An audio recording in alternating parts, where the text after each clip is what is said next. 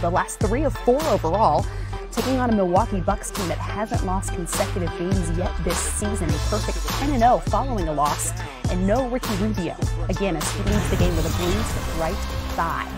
Now we're headed back to the TD Garden, since I'm sitting here with one who, well, when I walk through the TD Garden with you, Kevin, stops to talk every 6 seconds to every single person who works in or around the Boston Celtics franchise. I figure you're the best one to sit here and talk to as they lead the way in the second quarter. What have you seen from the team lately that has given you, well, hope perhaps? Hope. It's given me hope. They've played 38 games. Toronto's played 42. Toronto has 12 losses and the Celtics have 15 losses. I'm for the first time starting to see the pieces of the Celtic, Danny's kind of vision come together. Gordon's playing better. Horford's back playing, which just really helps everything. We talked about it earlier, that 5-out offense. He can stand in the perimeter and pass and stuff. And I'm seeing Brown just, when I watch him play, he looks like he's more comfortable. Rozier just looks a little bit more comfortable. And I did not see any of the vision up to this point. I saw it on paper. But there's a big difference between putting a team together on paper and then getting on the floor and playing cohesively as a unit. And not only cohesively as a unit, but cohesively as a starting unit, how you're going to come in with your subs, who's going to come in and play, what minutes are they going to play.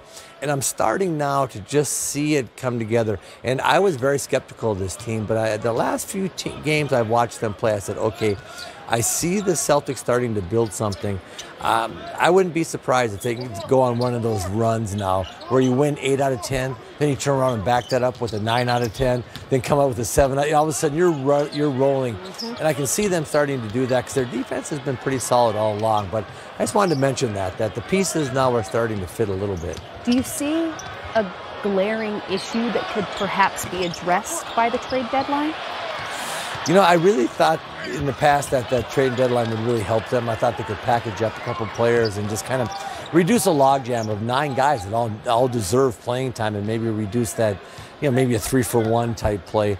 But now I'm starting to see this team come together, and I don't know. I think Danny will always be a buyer. I think Danny's the best GM in the league, and he's always looking to improve his team.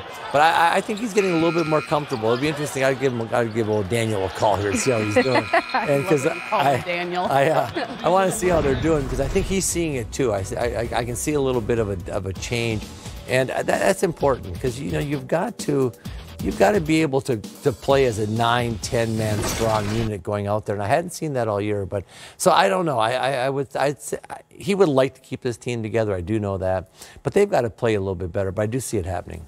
What do you think then is the realistic definition of success for this team that's currently assembled? If there is no major trade made, if this is the roster moving forward, what do you think they're looking to define success by? They make up that 3 games in the loss column and push Toronto very hard for that #1 seed in the Eastern Conference.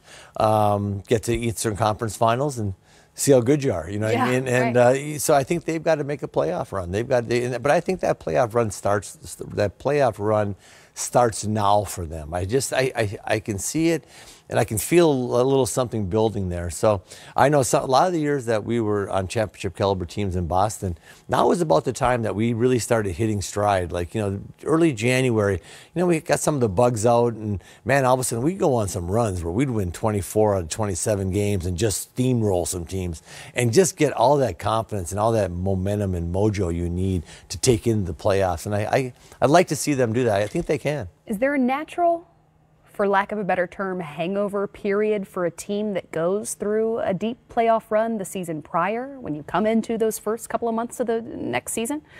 I don't think it's a hangover run as much as we're adding new pieces, and this is going to be easy. Look how good we were without Kyrie and Gordon Hayward. Look how good even better. Exactly. Right. Yeah. And I think they just thought it was all going to fall together, and it doesn't work like that. It requires everybody sacrificing some and everybody working together, and I'm seeing that now, and it's good to see that. I'm happy for the team. Well, let's head elsewhere in the Eastern Conference as the Detroit Pistons have officially lost their lead to the San Antonio Spurs, 77-65 here in this third quarter. Let's go ahead and get you guys out there with George Blaha and Greg Kelser. So they got to be right. Andre with a score. Counter from DeRozan. He has 17. It's 77-61.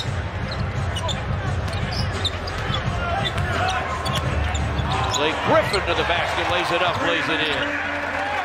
He's wearing him out in his one-on-one matchup. 10 of 15 now for Blake Griffin. He has 2 dozen, but it's 77-63 San Antonio. Patty Mills screens for DeRozan. Bertans back to DeRozan. Pump fake. Gives to Mills, who drives it. Flips it up over everybody. Missed it to Andre. Quick outlet to Blake.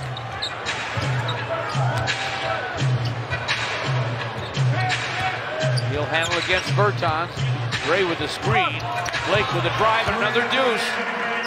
Scores it off the square, 77-65. Thursday, the NBA is on TNT with a doubleheader. The Celtics are in Miami to take on the Heat at 7 Eastern, followed by the Thunder in San Antonio to take on the Spurs at 9:30. Your coverage starts with Game Time right here on NBA TV, 6 Eastern. Anthony Davis and the New Orleans Pelicans hosting the Memphis Grizzlies. And Kevin, he had 19 points in the first quarter. Kind of an inside little, that was a very clever dribble by Mr. Doing well. Hi there. This is a commercial about insurance.